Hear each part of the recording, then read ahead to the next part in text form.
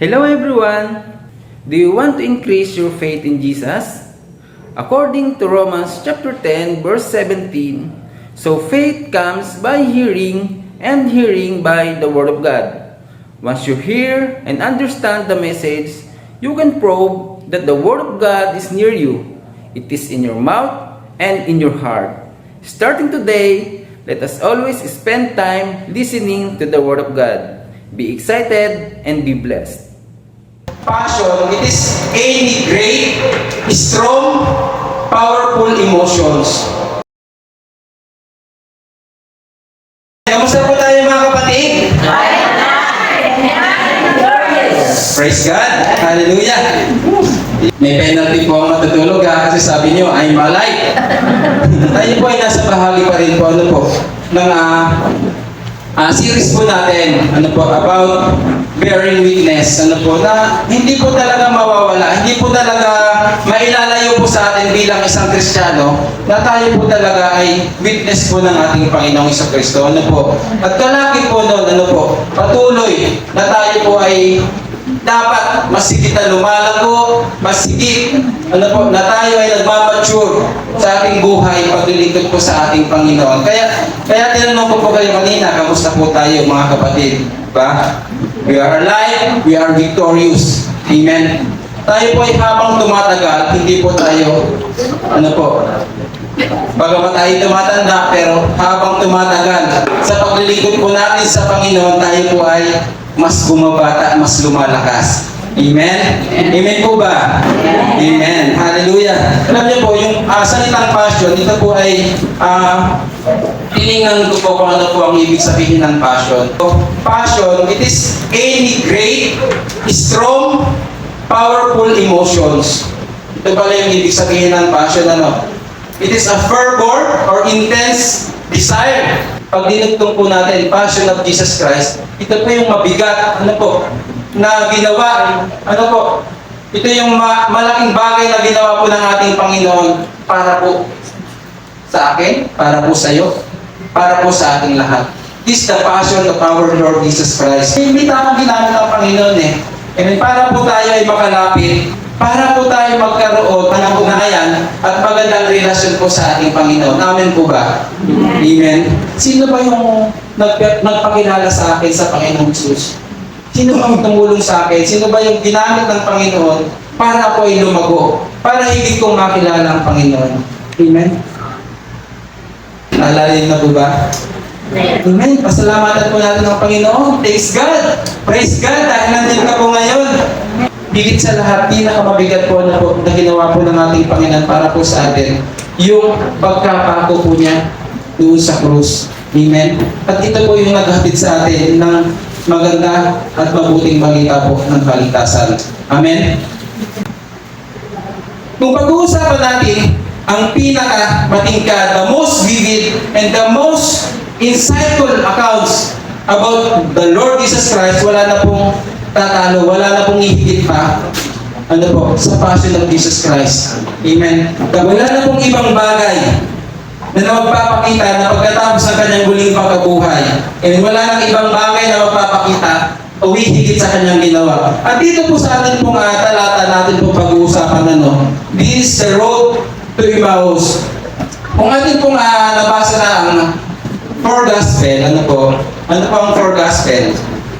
Matthew, Mark, Luke, and John. Kung atin pong nabasa na ang four gospel, tayong silog lamang po. Ang nagsulat po ng istorya po na ito about a road to Emmaus. Hindi niyo po siya makikita, hindi po siya detalyado sa ibang book, sa book of Matthew, sa book of Luke, sa Mark, and sa book of John. Hindi po siya detalyadong ipinahayag. At dito po, tanging si Luke lamang po, si Lucas, ang detalyado po sa pangyayari kung ano po yung naganap doon sa daan patungo sa lugar ng Emmaus. Amen. Four things. Kung ano po yung naisipahin po dito. Let us summarize na the situation. Nabalita yung pangyayari na siya po ay nawawala sa kanyang pong libingan. Sabi dito, the news of Jesus' resurrection is spread like wildfire. Alam niyo po yung wildfire, yung sunog sa kagubatan. Ang bilis po niyang ang bilis niyang kumalat. Lalo na nag-araw. Kasi dito, 2 weeks ago, 2 beses nagkaroon ng last month. Grass fire dito sa may Mamplasan, dito sa may Oval, sa Liip. Kasi tag-araw at yung mga damo at mga puno, medyo natutuyo. Ang bilis kumalat po ng apoy. Ganun po yung grass fire. Yung pangyayari po na naganap po sa ating Panginoong Hesus, na siya po ay nabuhay na magul. At ang Panginoong Hesus na kunyari, lang siya, tayuhan lang kung sa lugar na yun. Alam niyo, inabot sila ng hapon. Inabot sila ng halos takip siling na sa paglalakad. Siguro, di ba, tayo, kapag naglalakad tayo, nagkukwentuhan, hindi naman tayo ganun kabilis maglakad. Hindi katulad na tayo ay nag-iisang maglakad, ang bilis. Ang bilis. Parang may naghahabol sa atin, parang hinahabol natin ang oras. Pero dito, kahit sa atin, kapag may kasabay tayo at nagkukwentuhan, di ba ang bagal natin? Minsan na yung 5 minutes, tumatagal ng 30 minutes. So, ganun po yung nangyari. Kasi ang dami pong ikinuwento po ng ating Panginoong Hesus. Ang observation po natin doon sa story na yun, the 2 disciples' journey of faith, and the story of shattered hopes and loss of dreams. Diba? Kung mapapansin po natin, talagang nawalan sila ng pag-asa that time. And the 2 disciples, from hopelessness to celebration. Diba? Amen. Jesus intended to nourish the faith of the 2 disciples to such an extent that they can see His real presence in the breaking of the bread. Ayan po yung nakita natin para hindi na po natin iisa-isahin the situation and our observation po dito po sa ating pag-aaralan. Naniniwala po ba tayo na muling nabuhay po ang ating Panginoong Hesus? Amen? Dapat maniwala ka, kapatid. At there are strong evidence na totoo ang muling pagkabuhay ni Jesus. Number 1 po, ang kanyang pagpapakita sa mga alagad. Yan po ay isang katibayan. Pangalawa, ang pagpapakita niya kay Apostle Paul doon sa daan patungo sa Damascus. Amen? Another evidence. Number 3, at ito daw po yung pinakakumbinsidong katibayan. Ito yung pinakakumbinsi na proof or evidence na talagang muling nabuhay ang Panginoong Hesus nung makita po na wala pong laman ng kanyang libingan. And number 4, na ang katibayan na kanyang muling pagkabuhay ang taong pinagpakitaan niya. Sino-sino sila, ang dami. Kasi kapag tayo po ay may gustong patutuhanan o patunayan, kailangan talaga ang witness Kailangan talaga mayroong sasaksi o mayroong nakakita, may fruit para mapatutuhanan yung ganong accusation o yung ganong nais sabihin. Amen. Amen. Bakit ko po ito sinasabi? Kasi ito po yung malinaw na katibayan ng muling pagkabuhay po ng ating Panginoong Jesucristo. And even, nabanggit sa book of 1 Corinthians, kung siya po ay nagpakita sa mahigit 500 na alagad po niya. Imagine niyo, hindi lang isa, hindi lang dalawa. Amen? Higit 500 daw ang sabi doon. Do you have fellowship with Him? Can you testify to His presence in your life? Has your experience with Him been so real, so moving, so life-changing, that it has caused you to tell others about Him? Amen? Praise God. Hallelujah. Ito yung mga bagay na itinuturo po sa atin ng Panginoon. Hallelujah. Prayin po ang Panginoon. Let us offer the best love offering to the Lord. Hallelujah. Ang Panginoon ang nagbubukas ng ating puso, ng ating kaisipan, nagpapanumbalik ng ating nararamdaman, ng ating nararanasan. Siya nagbibigay sa atin ng lakas. At ang Panginoong Hesus hindi po nagsasawa na always He wants to open our eyes. Amen? Let us offer a song. takes a song takes offering to the Lord. How good, how great He is sa ating buhay. That He always open our eyes. Hindi siya nagsasawa. From day one, na nakilala natin ang Panginoon, ito mismo yung ginawa sa atin ng Panginoon.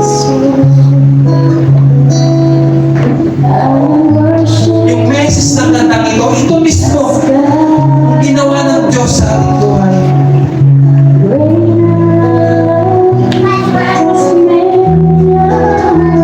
Hallelujah. Thank you, Lord. How great you are, Lord.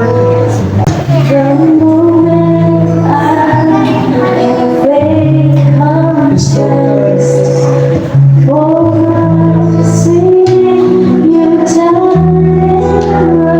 Let's make this worship show our offering to the Lord, our thanksgiving to the Lord. Sa ginawa niya sa atin, sa ginawa niyang pagliligtas, sa pagpapalaman ng kanyang pag-ibig sa atin.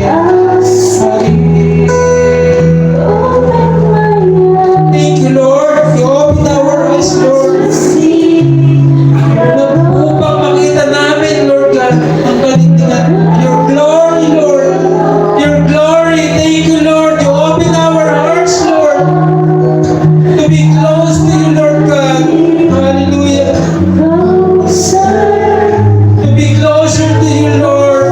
Hallelujah. Salamat, Lord God.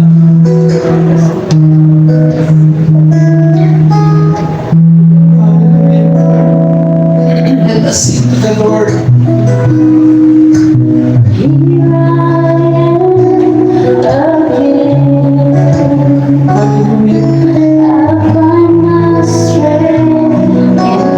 you, Lord God.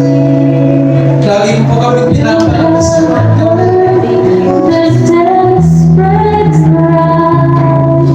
Bagaman minsan nawawalan kami ng pag-asa, Lord. Naghihina kami. Nagugubay, nangangamba. But your promises, Lord God. Hallelujah. Kung minsan, ang buhay natin, parang ayaw na natin. Minsan sa maraming struggles, pagsubok na ating nararanasan, tayo nangihina. Our faith are depleted. But Lord, here we are. Lumalapit kami sa iyo, Panginoon. Umaasa, Lord God, sa iyong mga pangako. Nagpapasalamat dahil sa kabila ng aming mga kahinaan, sa kabila ng aming mga kakulangan, sa kabila ng mga bagay na sa sarili lamang namin ginagawa, Lord, nananatili ka na ikaw ay naghahanap sa amin, Panginoon. Nananatili, Lord God, ang iyong pag-ibig sa amin, Panginoon, dahil ninanais mo na kami yung maibalik, Lord God. Yung puso namin patuloy mo pag-apuyin, Lord God. Ibalik yung passion of our heart, yung desire na patuloy kami lumapit sa iyo, kilalanin ang iyong mabubuti at kamangha-manghang gawa sa aming buhay. Lord, marami pong salamat. You always reveals yourself to us, Panginoon. We claim